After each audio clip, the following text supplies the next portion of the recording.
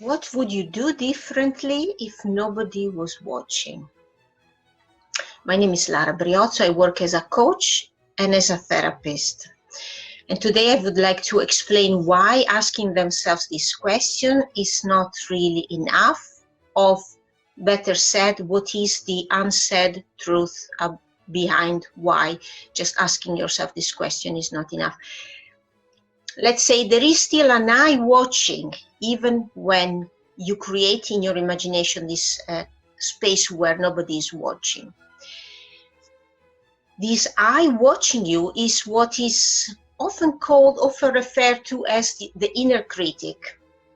This kind of aspect of our personality that tends to criticize every move, doubt in our possibility, and be really negative about what is possible, what we are capable of.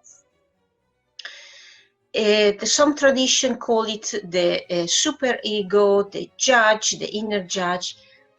It doesn't really matter how you call it. The objective that I hope to achieve with this video, that I hope you can achieve by watching this video, is becoming more aware of the existence of an inner critic in you if you did not already know. That's the first objective. The second one is being able to make a first step to change the relationship with your inner critic. So when you ask yourself, what would I do differently if nobody was watching? There is there are two scenarios that can take place in this situation. You can either become so blocked, your inner critic could be so big that you cannot even go in that place where you can imagine a situation where nobody's watching. I mean, the inner critic can be so present that you can feel his presence so heavily that you cannot even go in a place where you for a second can imagine even he is not there. And then you notice that the inner critic can stop you at the first step. But let's say that it doesn't. Let's say that your inner critic is slightly less big and that you can imagine for a second what would you do if nobody's watching. And what happens here, you get in touch with your desire, with one deep desire that you normally do not really think much about it. At that point, there are again two scenarios. This can be again the point where your inner critic steps in and said, okay, now you know what your desire is, but don't even think about being able of having what it takes to go after it. So that could be a second way. So the critic could catch you on this second step and block you there. But sometimes it doesn't work like that. Sometimes you can think of something you could do to realize this deep desire to go after what you want. And at that point, there's again two options.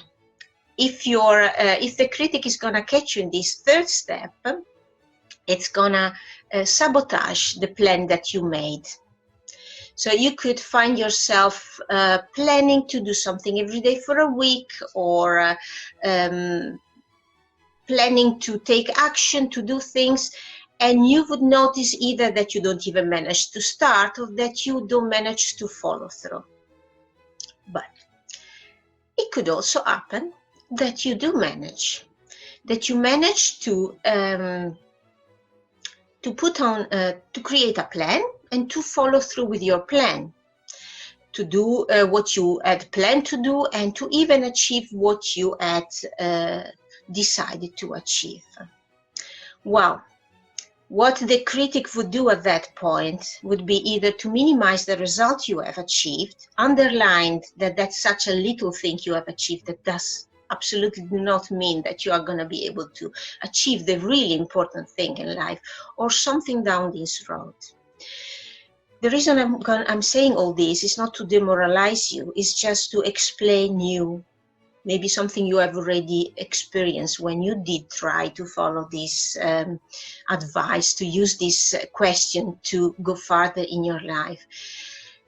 And the message is, you can definitely get in contact with yourself deeply, feel what is your deep desire, and make steps towards it.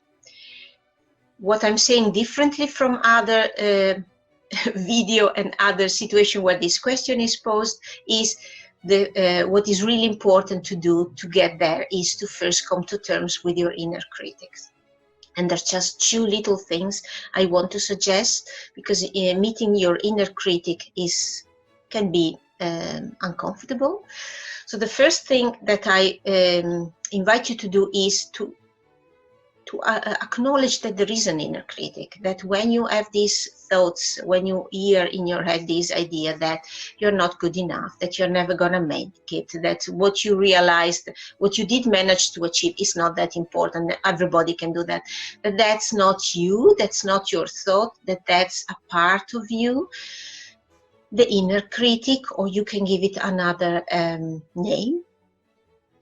But that's not you. When you realize that these negative thoughts about yourself, about your possibility, about what you are able to, come from a different place from yourself as a center self, they come from an aspect of your personality, you can take a step back and you can take a breath, a deeper breath, and realizing that that's something to address, but that's not you. That you are inherently on a spiritual level good enough, of course. That's the first step. The second step is getting in the habit of taking a step back. There's some tradition that acknowledge the inner critic, and they suggest that you change the relationship with the inner critic, that you become friend, that you... the most important thing is to take a step back. When you can take a step back, then you can start to feel the difference between yourself and the inner critic. And if you can make more and more a habit of making this difference, feeling more and more the difference between you and this part of yourself. Because to be honest, I have approached these in different contexts, from different perspective, in different, let's say, stream of thoughts, different schools. And in my personal experience, the most important first step is really to take a step back. One way that for me has been really effective is also just to use a little stool, even just, you know, a 4 legs, a little thing, even just one of those children little chair. Put it next to you. When you feel attacked, if you have the possibility to sit somewhere, to put something like that next to you, a sitting place, and to make the intention for your inner critic to sit there. You put the intention, you visualize this energy just moving out of yourself and next to you.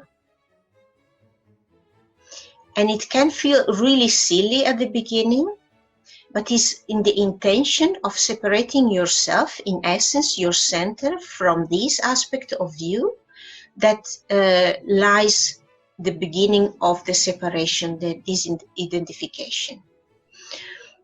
Something else that I would like to say that I think could help also you in the relationship with your inner critic and in doing this step is the realization that the inner critic does not mean to hurt you. The inner critic is generated when you are a child, when everything is dangerous because you stumble on everything, you don't realize what's dangerous. It grows inside of every one of us to protect us, to show us that that's dangerous, that that can go wrong, that you are not able yet to do that.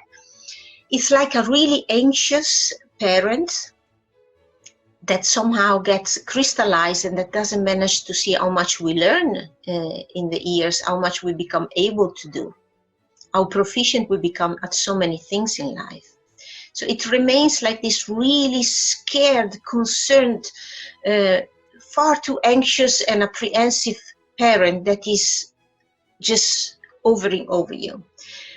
That's important to understand, to see that there is a good intention behind. It's completely gone out of control in majority of the situation, in majority of people. But that's the start. The start was meant to protect us. If you want, if this video has triggered anything you want to discuss with me, feel free to get in contact. I will answer. I will be happy to answer your question. Until next video.